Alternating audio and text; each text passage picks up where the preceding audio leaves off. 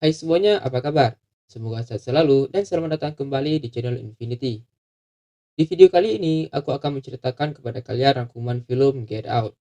Film ini menceritakan tentang kebalangan seorang pria berkulit hitam, yang dimana dia dijadikan sebagai tumbal oleh kekasihnya sendiri yang berkulit putih, ketika mereka sedang mengunjungi keluarganya. Yang pada awalnya tujuan mereka ialah untuk lebih mengenal keluarganya masing-masing. Oke, tanpa basa-basi lagi, mari kita tonton langsung saja rangkuman filmnya.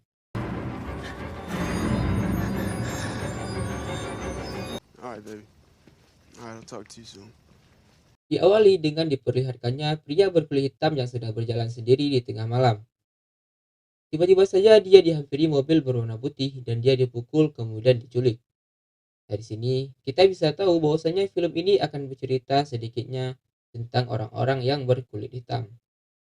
Kemudian scene berpindah pada seorang pria bernama Chris dan juga seorang wanita cantik berkulit putih bernama Rose. Dilihat dari kedekatan mereka berdua, sepertinya mereka saling mencintai satu sama lain dan saling memahami kekurangan masing-masing. Setelah dirasa cukup lama mereka berpacaran, Chris diajak Rose untuk ikut ke rumah orang tuanya. Ia ingin memperkenalkan Chris kepada orang tuanya. Dan pastinya tidak ada laki-laki yang tidak senang jika pasangannya dikenalkan dengan orang tuanya. Chris pun menyetujuinya, lalu mereka pun sepakat dan pergi menuju rumah orang tua Rose. Don't do that. What's up? Di tengah perjalanan menuju rumah orang tuanya Rose, Chris ditelepon oleh sahabatnya. Sahabatnya ini menceritakan tentang kejadian pembajakan kapal yang dilakukan oleh seorang wanita tua. Hal ini pastinya terdengar sebagai lelucon. Tetapi di sini, sahabat ini memberikan clue bahwasanya seorang yang lemah pun dapat melakukan kejahatan yang besar yang kita sendiri tidak menyadarinya. Lalu sahabatnya ini menyuruh Chris agar jangan ikut pergi ke rumah orang tua pacarnya yang berkulit putih, yang ditakutkan nantinya akan terjadi sesuatu yang tidak diinginkan. Sahabatnya ini yang seorang polisi memberitahu Chris berdasarkan data rekap kriminal yang terjadi terhadap kaum kulit hitam. Mendengar hal itu, Chris hanya menghiraukannya dan tetap mengeluarkan niatnya untuk pergi ke rumah orang tuanya Rose. Kemudian di tengah perjalanan, mobil mereka menabrak rusa yang tiba-tiba melintas di tengah jalan. Seolah-olah kejadian itu menjadi pertanda tidak baik bagi Chris, tetapi mereka tetap melanjutkan perjalanannya. I see that. We're here. Sampailah mereka berdua di rumah orang tuanya Rose. Sesampainya di sana, Chris disambut baik oleh orang tuanya. Rasa senang menghiasi wajah Chris karena ternyata orang tuanya baik dan menerimanya. Namun di tengah percakapan, mereka sering berbicara sarkas yang pada saat itu jelas membuat Chris tidak nyaman. Dan Chris pun langsung bertanya apakah mereka rasis dan mereka pun menjawab sama sekali tidak rasis. Mereka pun bercakap-cakap layaknya menyambut tamu dengan baik dan memperlihatkan silsilah keluarga mereka yang semuanya itu berkulit putih. Dan hal ini pastinya berbanding terbalik dengan apa yang dikatakan tadi oleh orang tuanya. Kemudian di tengah jamuan teh, mereka pun disuguhi oleh pembantu yang berkulit hitam. Namun dia dengan gelagat yang aneh, layaknya seperti dua kepribadian. Kadang ia terlihat perfeksionis, terkadang melamun tidak jelas. Sampai-sampai air minuman pun hampir tumpah.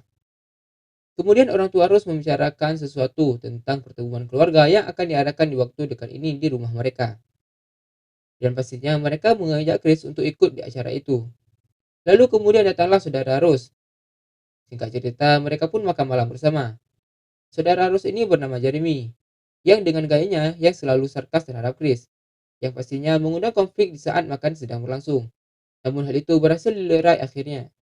I wasn't gonna hurt him.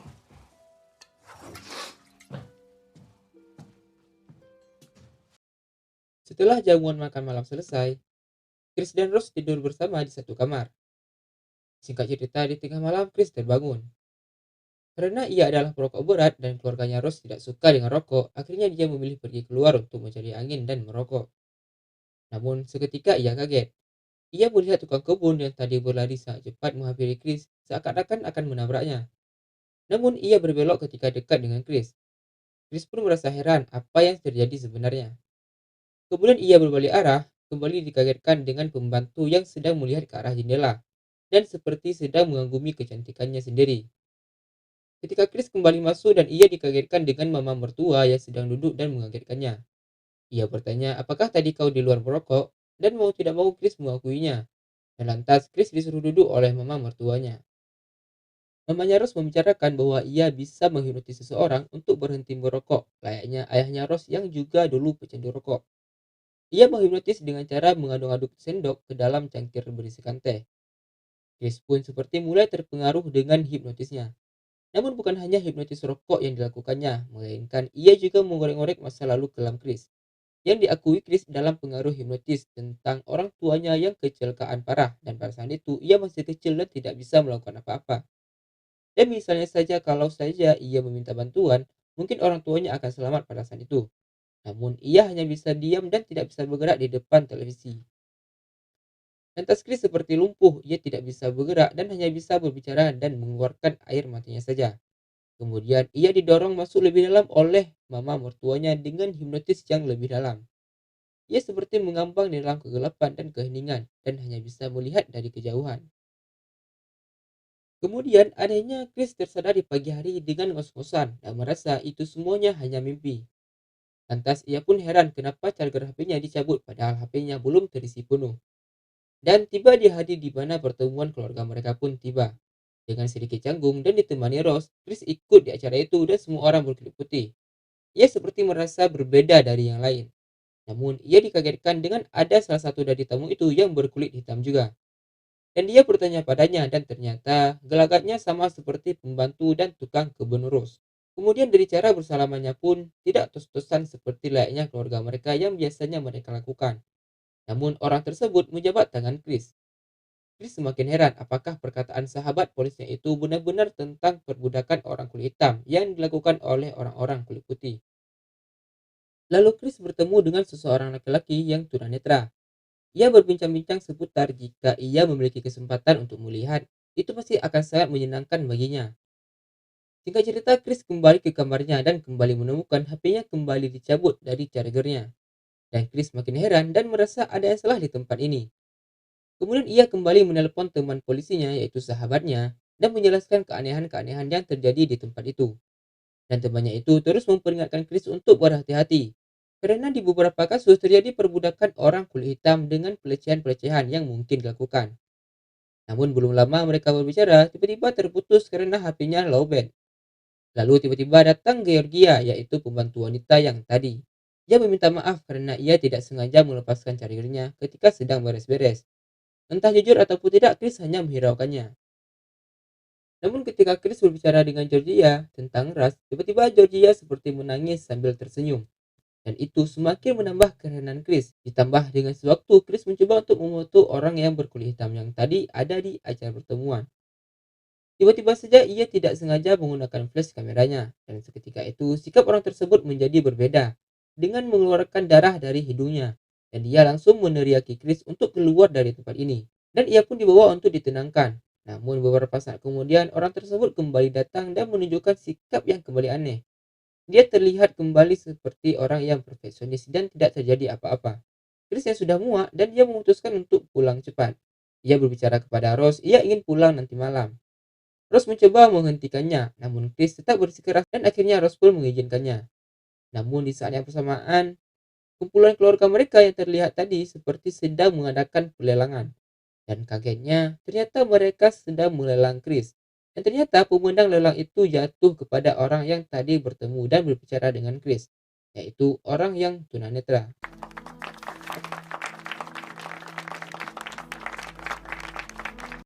Singkat cerita, malam pun tiba. Acara terlihat sudah berakhir. Chris pun melihat gelagat mereka semakin aneh. Dan ketika Chris sedang beres-beres barang, tiba-tiba ia melihat foto-foto Rose sedang bersama para lelaki yang berbeda-beda. Namun di foto itu ada satu kesamaan. Mereka semua berkulit hitam. Tetapi pada saat itu, Chris menganggap mungkin semua itu hanya mantannya Rose, dengan selera Rose yang seperti itu, yaitu selera kepada orang-orang yang berkulit hitam. Dan ketika Chris akan pergi, Chris dicegat oleh orang tua dan saudara dari Rose. Dan Rose yang sibuk mencari kunci, ternyata itu hanya sandiwaranya saja. Dari tadi kuncinya ada di tas. Rose hanya berusaha melambatkan waktu saja. Ternyata mereka semua bersekongkol untuk menjual Chris pada orang tunanetra yang tadi. Dan ia bukan satu-satunya korban di sana. Foto-foto Rose yang tadi itu adalah korban-korban yang sudah dijebak. Bahkan foto tukang kebun pun awalnya adalah pacarnya Rose. Dan tujuan dari keluarga mereka tidak sesimpel menjual orang menjadi budak, melainkan untuk menjual tubuh orang-orang tersebut, termasuk tubuh Chris. Sedikit penjelasan, kalau orang yang tunanetra tadi merasa bahwa tubuhnya tidak lagi mendukung untuk hidup, maka dari itu ia mencari tubuh baru dan ia memilih Chris yang dibeli dari keluarga Ross untuk dipindahkan raganya dengan cara memindahkan otak ke dalam kepala Chris yang akan dilakukan sendiri oleh ayah Ross yang juga seorang dokter bedah. Namun terkadang kesadaran si korban masih ada sedikit di dalam tubuhnya, sehingga ini menjelaskan kenapa orang yang tadi terkena flash ketika difoto tiba-tiba berubah sikap. Itu ternyata kesadaran aslinya muncul ke permukaan, dan juga menjelaskan sikap dari dua pembantu Ross yang tadi berkelakuan aneh. Itu karena pertentangan kesadaran antara kesadaran asli dengan otak orang lain yang dimasukkan ke dalam tubuh mereka. Dan ternyata tukang kebun itu adalah kakeknya Ross, dan pembantu perempuan itu adalah neneknya Ross yang terlihat mengagumi kecantikan di jendela tadi. Dan begitu juga dengan tukang kebun tersebut ketika dia berlari dan kemudian berbelok. Hal itu karena ketika ia akan memberitahu Chris untuk lari, tiba-tiba kesadarannya diambil alih kembali oleh kakeknya Ross. Dan makanya itu ketika dia akan menemui Chris, dia kemudian berbelok. Kita kembali ke alur film. Chris pun kembali dihipnotis dan disekap di ruang basement. Di sisi lain, sahabatnya Chris yaitu seorang polisi, dia curiga karena Chris tidak bisa dihubungi. Kemudian ia mencoba browsing dan menemukan kenyataan tentang penculikan-penculikan orang berkulit hitam. Chris yang disekap terus-terusan dihipnotis dengan media cengkir yang dilakukan oleh mamanya Rose. Ia pun diperlihatkan ternyata keluarganya Rose sudah melakukan hal ini sejak dari zaman dahulu. Untung saja Chris menemukan kapuk yang berada di dalam kursi dan menggunakannya untuk menyumbat telinganya supaya hipnotisnya tidak berguna. Lalu di tengah persiapan operasi, Chris yang akan dibawa untungnya bisa melawan dengan kapuk yang tersumpal di telinganya. Ia mengajar saudara Rose sampai mati.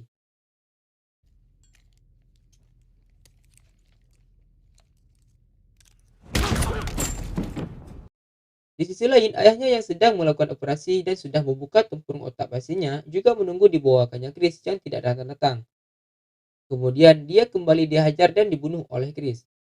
Di sini kita melihat kalau si pasien ini sangat kasihan karena otaknya udah dicopot tapi dokternya malah mati.